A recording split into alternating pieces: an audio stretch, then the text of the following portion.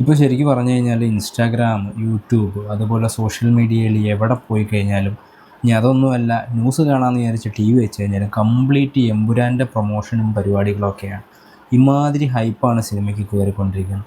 അതിൽ ഏതൊക്കെയോ surprise element ഉണ്ട്. മമ്മൂട്ടിയുണ്ട്, അമിതാഭ് ബച്ചനുണ്ട്, കമലഹാസനുണ്ട്, രജനീകാന്തുണ്ട്, സേതുപതിയുണ്ട്.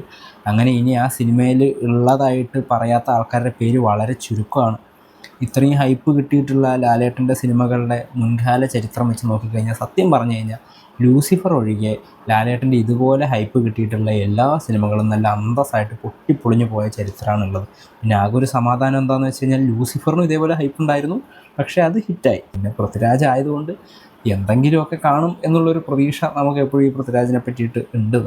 പിന്നെ എനിക്കൊരു പേഴ്സണൽ അനുഭവം ഉള്ളത് എന്താണെന്ന് വെച്ച് കഴിഞ്ഞാൽ ഈ ഒടിയൻ ഇറങ്ങുന്ന സമയത്ത് ഇതേപോലെ ഒടിയനെ പറ്റി തന്നെയുള്ള കാര്യങ്ങളൊക്കെ കാണുകയും കേൾക്കുകയൊക്കെ ചെയ്തുകൊണ്ടായിരിക്കണം ഞാൻ സ്വപ്നത്തിൽ വരെ ഒടിയൻ സിനിമ കാണാൻ പോകുന്നതും എന്നിട്ട് ഒടിയൻ സിനിമ ഇറങ്ങിയിട്ട് ഭയങ്കര പൊട്ടയായി പോകുന്നതുമായിട്ട് ഞാൻ സ്വപ്നം വരെ കണ്ടിട്ടുണ്ട്. ഏറ്റവും വലിയ കോമഡി എന്താണെന്ന് വെച്ച് കഴിഞ്ഞാൽ ഏതാണ്ട് അതേ രീതിയിലുള്ള ഒരു വൃത്തികെട്ട സ്വപ്നം എമ്പുരാൻ ഇറങ്ങി പൊളിഞ്ഞു പോകുമെന്നുള്ളൊരു വൃത്തികെട്ട സ്വപ്നം ഞാൻ ഈ എമ്പുരാൻ്റെ കാര്യത്തിലും കണ്ടിട്ടുണ്ട്. ഇനി എമ്പുരാൻ എങ്ങാനും ഇറങ്ങി എമ്പുരാൻ ഇതുപോലെ ഫ്ലോപ്പായി പോവുകയാണെന്നുണ്ടെങ്കിൽ എനിക്കെന്തോ സിക്സ്ത് സെൻസോ കാര്യമോ ഉള്ളതായിട്ട് ഞാൻ തന്നെ പ്രഖ്യാപിക്കേണ്ടി വരും.